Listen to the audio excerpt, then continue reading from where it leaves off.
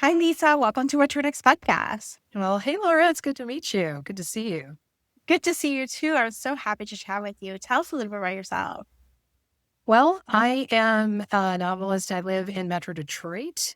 My writing career had taken a backseat to an acting career, which I was pursuing when we lived out in San Francisco. When we moved here about 20 years ago, I moved back into taking writing seriously. In that amount of time, I've had the pleasure of putting out a couple books on my own, and then the Dial Press published my first traditional novel, Love It 350 Degrees, which came out a couple years ago, centered on a baking competition and a judge and a contestant catching each other's eye, which is against the rules. Now I'm the proud author of Motor City Love Song, which is centered in Detroit and the indie scene at the turn of the 21st century. Yes, as someone who came of age at that time, at that era, I graduated high school in 1999. So the aughts were part of it. As a good millennial, we listened to all types of music because Good. Terrell kept us fed from Limp Bizkit to Backstreet Boys, the White Stripes. This was like when your posters pitched this book, I was like, let me just see. And I was like, oh my gosh, it's a part of history that I have little to no knowledge, but I know the music. I know the essence of the scene. I was in New York actually. So it gives me a sense of I want to learn more about it. And then this book is set into dual timelines in some ways. We have Right. older queers who are in their 50s of this era. And then we have coming of age in their 1990s, the Gen X generation. They were what we think about the indie rock scene. Because I think when we think about indie rock for the 90s, we think about grunge, Seattle, but Detroit was a place where his music was happening too. Right. That's something that was very much part of the Detroit narrative, too, Yeah. because according to some of the musicians and venue owners that I spoke to, definitely there was a lot of attention on who's going to be the next Seattle. Yeah. And Detroit was very much who they thought it was going to be. And so there was a lot of attention paid to the indie bands. There was more of a garage feel to a lot of them, but there was also a Yeah. lot of variety in terms of their genre. And with that, then the White Stripes became an international sensation. And that there were so many other bands that could have made as much of a mark had things maybe lined up a little differently. So, yeah, there's Yeah. a lot going on.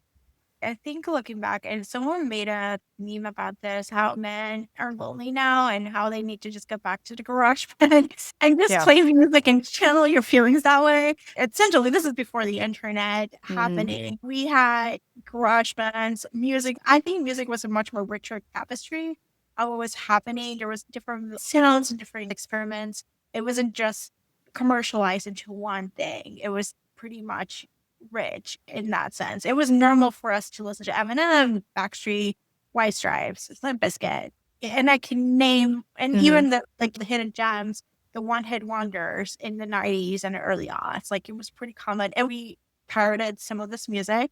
And then we ended up learning how to buy it and stream it. And I know Spotify gives us too many choices, but sometimes too many choices is decision fatigue. Mhm. But we had MTV, we had Mhm. radio. I know. Well, it's that interesting combination between there were more kind of national experiences in common through media like Yeah. MTV, like commercial radio. So there was a whole cohort of people who all knew the same songs, even if they Yeah. weren't necessarily fans. But then there's also this, there's always going to be local bands. There's always going to be Yeah. that one song that's kind of is an anthem for the folks who live around where they're performing, where they're from. So at least now we do have access to any and all of them. But Yeah. then we don't have that sort of common experience where they've been lamenting the fact that there hasn't really been a song of summer for the last 2 or 3 years because people's attentions have been going in so many different directions. Yeah. So the good news is music still means a lot and it still Yeah. connects people. I think it's just you have to now make more of a decision yourself on what that music is and who you're going to connect with through that experience. Walk us through the Detroit scene because you actually not only have lived experience, but you have done research for people who had lived through it. What is the Detroit scene in the 1990s? Because we see the 1990s and the 2020s. Like it's very different, Hmm. and we had a bankruptcy in the middle of it. Right. We had obviously the car manufacturers are no longer in the heyday. They haven't been in the heyday for a long time. We had that shift that's happening now, and how Detroit is revitalized in many ways. But to get there, and people may also complain about the ruralization because of gentrification and all these Mhm. different things. So it's like give or take. But talk to us, walking us through between the 1990s, the late 90s, into the 2020s, because we Mhm. see Jay's experience going from working at a bar and then becoming a manager and then eventually being its own event producer and having Mhm. lived this experience. Yeah. So the economic situation in Detroit had been really on a downturn for quite some time. And a lot of it was just incremental from the end of the 60s and the 70s. A lot of people left the city. There was less investment. And so became a time where downtown in some parts were just really ghost town, where there were boarded up buildings. There were places that had been hubs that just no one would go near. But that doesn't mean that there wasn't music and art going on the whole time. I think that what it kind of called out was there were people who were going to stick through this no matter what, and they were going to make art no matter what. And so the ability to be able to find each other, to be able to build on their common love of crates of old record or that sound that they used to hear in the basement during their parents' parties or whatever else, to try to come together and make the music that they want to, is very much what Detroit's all about. These are people Yeah. who don't wait for someone else to do it, they do it themselves. They get things done. Detroit hustles harder. And so the notion that they were doing all of this not to get national acclaim, not to be the next Seattle, but just to be who they are, I think is significant. And it also kind of has given them that structure for the city to get revitalized, that there is a desire to stay here and make it better, to bring in people who are restaurateurs, who are designers, who are creating in every which way, and then to continue to expand on Detroit's perhaps biggest industry, which is music. You can pick anything from jazz and blues to Motown, rock and roll, classic stuff, punk, techno, rap, hip hop, indie. It's all there. And so that never stopped either. So these days, yes, I think that it is a marvel. I moved here 20 years ago and was only kind of hearing from others what things used to be like and now the situation they were in. But I could see, yeah, there's a lot of empty space. There's a lot of nothing going on. You drive down Woodward Avenue and it's a whole different place. That is remarkable. It is a question of you never want to do that at the expense of those folks who are living there and those folks Yeah. who are have the history and have that creative soul. So my hope is that there are a lot of people out there who are really invested in making sure that stays vibrant. Yeah. All right, let's talk about Motor City Love Song. It's a sapphic romance where we have Jason Paloma. They were in a relationship in the late 90s, early 20s in their age, and they realized Paloma was an up and coming singer, and Jace decided to be her manager Hmm. and grow her, and she became a top indie singer. And then all of a sudden, she is no longer in the news or even in the She music. vanishes. Yeah. Vanished. Poof, she's gone. Yeah. So 20 something years later, Jay's and her friends are trying to help the bar that actually made them happen one last chance to get out of bankruptcy and foreclosure and decide, you know what, let's get Paloma back. And so we're searching for Paloma. So we get to see a dual timeline. We get to see what happened in the relationship and we get to see what happens now Hmm. with Hmm. music industry. I think I'm describing the book well. Very good. Yeah. It's definitely a story that current, you only are having today's life because of what you lived 20 years Yeah. ago. And so and they never fixed that then. So Yeah. now's the time. Part of what's driving this is, of course, the pandemic just wreaked havoc on live venues. It was so hard to pull out of that. It was so hard to get people to break their habit of just staying home or waiting for the stream to come through or whatever. And so that kind of connection that people formed by going to see bands in the same place over and over again is something that they wanted to make sure didn't die out. So Yeah. Jace is determined to save this venue, the Artemis Club, which is where Paloma really got her start and also became kind of this touchstone for musicians, even in the present day. And so to do that, she's got to face the fact that she's got to find the woman who broke her heart by just disappearing off the face of the earth and also wrecked her whole business model. So she was brokenhearted and broke 20 years back. And now she's got to reopen that and do all she can to see if she can find her again because she knows that's who would fill the place. That's who would bring the folks who've always wondered what happened to Paloma Durao. Yeah. And I also love that we have a tone of her Paloma's song became popular once again in the 2020s, as we have seen with other shows. A streamer streamed that song, and they're like, now everyone's obsessed with it and do Yep. not know who this person is, which is such a like a 2020 like thing that happens. Like it's a Mhm. normal thing, course of action. To see that music revisit, and they're like, "Oh, I need to know who she is." Exactly. Yeah, I know. Kate Bush was part of my high school and college era. And it just, I was snickering. I was talking to people when it became such, running up that hill became such a huge hit. It's like, where were you back in when this came out? We're not alive. Barely alive in the 2000s. Fair. But it's just kind of a joy because then obviously you see all these people who are just now discovering something that's so wonderful and then get really invested in it. And I was unashamedly borrowing that trend of why Yes. is it that Paloma is the one to be able to really make things, get the older crowd who knew her when and get the new people who want to learn more. What was it like to write in different age groups? Because we're writing the 90s, we're writing 20-year-olds being dumb, Mhm. dumb 20-year-olds, and then we're writing 50-year-olds who are actually, we're looking back at their life, we have some wisdom, but they're still making some dumb decisions too. Oh, Like of course. it's like there's no. So what is it like? Because it's probably like the mentality is a little bit different. Of what did you know when you were 20 than what you were know when you're 50? Like how you act, how you interact, maybe the same or maybe different because Jace has this baggage or Ben Woman has this baggage that did Mhm. not occur when they were in their 20s. Well, yeah. I mean, I have daughters who are in that age range, and I tell them that your superpower is energy. This is what drives you. That's more important than making the decisions for the rest of your life. And even in the modern timeline that I've got going on here, I've got folks who are younger.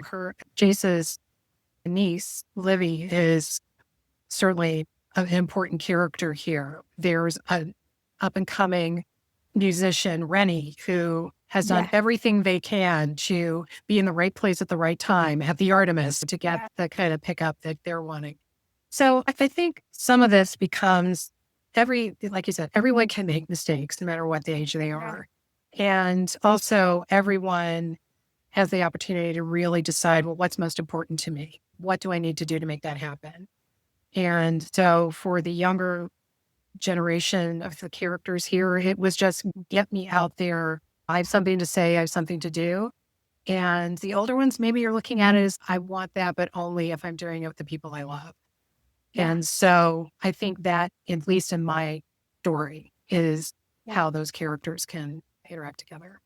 I think they resonate with me in the modern timeline as someone who's in the elderly. I'm not Gen X. I'm in the straddle there, and it's still like an interesting place to look at Hmm. because we get to have some boundaries. We get to have some choices and things that were acceptable at one point are no longer acceptable. Like even looking at Jace making the decision of cut the person who's doing something and losing a major client for their values. It's something that I can do it now, but not in my 20s. I didn't have the amount of, maybe I had the guts and so on, but at the same time, may not have the financial acumen to strategize or the trust that we'll figure something out. We're not going to, Yeah. this is not life or death. That in the 20s, that would have been life or death. I lost a client. I'm done. I'm doing this. Jace has experience of pull up money without nothing. How to Yeah. make something out of nowhere, I can make a decision. Have a little bit of a safety net than you would have.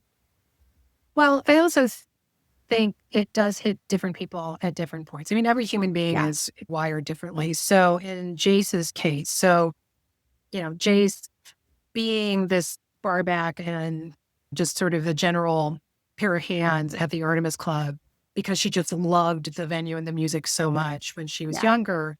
And then deciding to kind of almost on a whim become a talent manager was something where I don't think she was thinking about, and how would that affect my 401k? What do you have to lose? And now that she's older, it more she's got the ability to say, I live or die on what I think is right. I think she looks back at some of the decisions she made during her talent management career that she would do differently. And now's the time to just step forward. Other people would say as you get older, you get less likely to make that kind of a move. In Jace's case, no, she was able to kind of firm up her Yeah. personal values through her experiences. Yeah. I can identify with that. So Mhm. thank you. Let's talk about some books. What kind of books do you tend to read?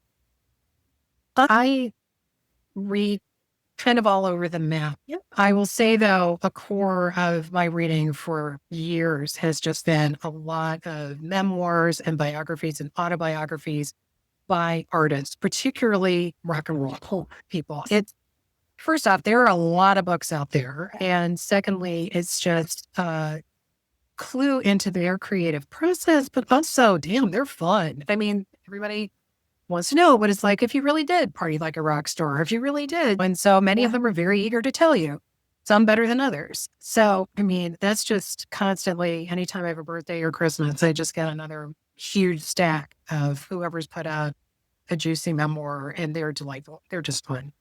Yes. And you have some juicy memoirs and some books around musicians and rock stars to recommend. So why don't you Yes. just go over your recommendations? You got Keith Richards. How can you not? How can you not? Yeah. So his book was called Life, of course. Yes. Some joke it should have been Alive, but just because of everything he's put himself through his career. I think the magic of this, first off, this is a guy who is just an indisputable icon.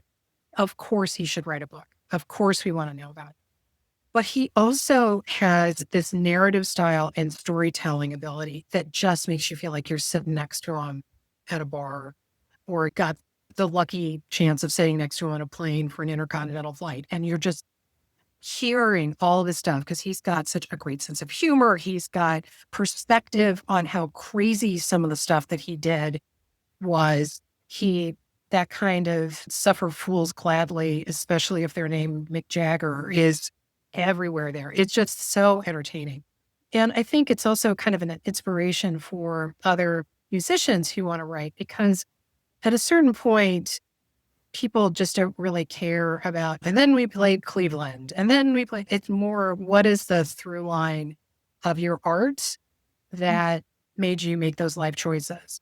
It's just so fun. You guys so fun. You have a couple more recommendations. I love the Nick Hornby, Juliet. I think it's a Juliet title. Naked. Yeah. Juliet Nick Naked. Hornby is one of my favorites. Yeah. He's Yeah. something else. He's the one who's written also the books that became some of my favorite films. So About a Boy, High Fidelity, Fever Pitch, which actually was about his personal obsession with soccer. It was a nonfiction. And then Yes, they I read decided to that. make it about the Red Sox, which is like, go Sox.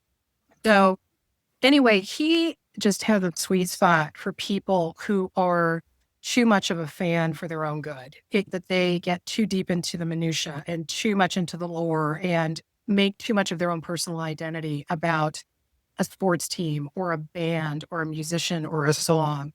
I feel that. I think in earlier drafts of Motor City Love Song, Jace was much more of a rock nerd than she ended up because I was realizing I was just writing that for my own personal validation and nobody else would get it. So it had to get go. And Juliet Naked is literally about a man who's very obsessed with this sort of 1990s Bob Dylan-esque kind of solo guy who he's been pursuing to the point where his girlfriend leaves him over it. But then the girlfriend actually starts up a conversation with said musician. Yes. So it was with his usual humor and restraint, yet kind of this pinpoint ability to be able to put you in a time and place that I just really appreciate about all of his work.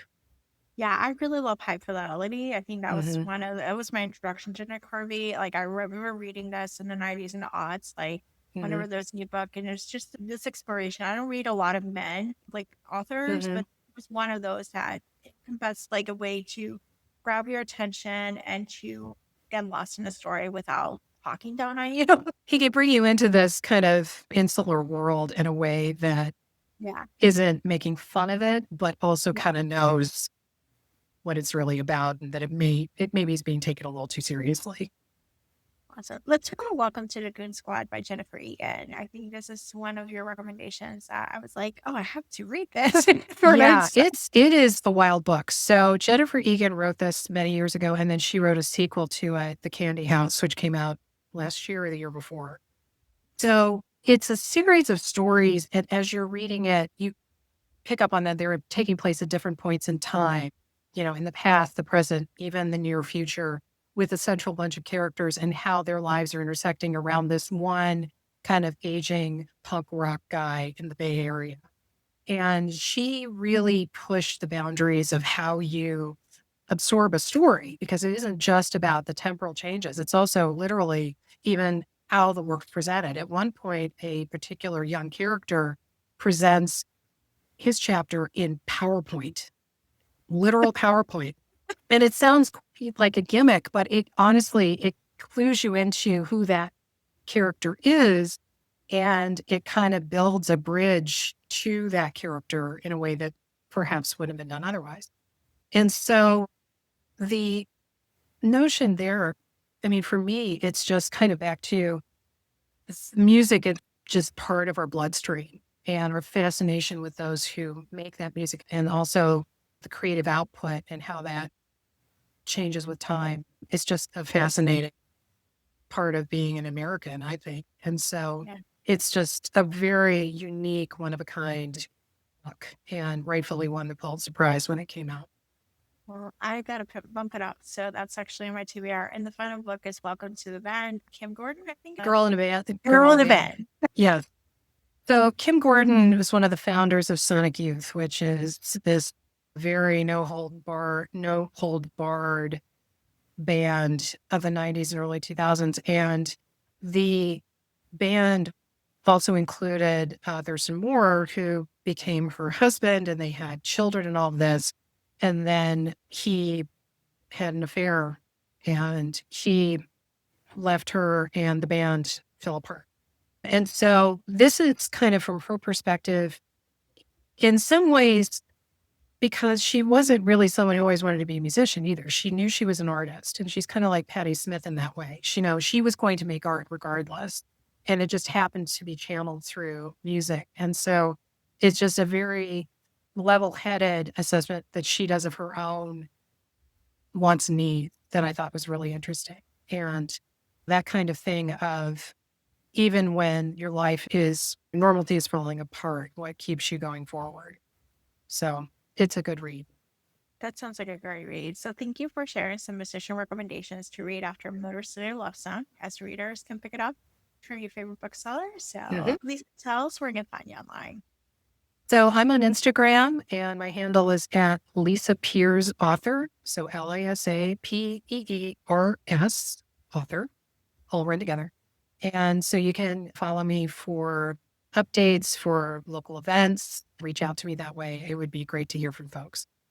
Awesome. Thank you, Lisa, for being on the show. Oh, thank you very much. It's been a pleasure. Thanks for listening to the What to Read Next. For more book lists, cozy reads, and library tips, visit the whattoreadnextblog.com. Your next great read might be waiting there.